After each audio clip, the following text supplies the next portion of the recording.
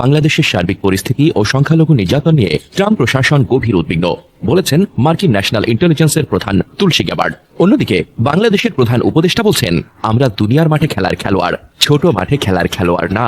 তাহলে কি বাংলাদেশ চীন পাকিস্তানকে সাথে নিয়ে ভারত আমেরিকার চ্যালেঞ্জ মোকাবিলা করতে যাচ্ছে?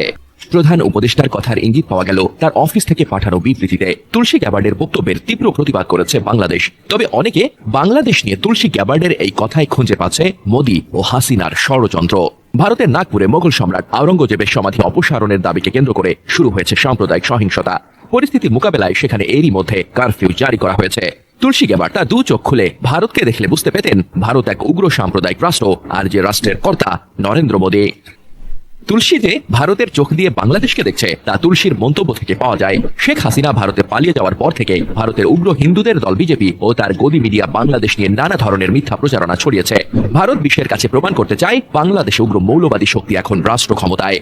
তবে ভারত ভুলে গেছে বাংলাদেশ এখন নতুন পথে।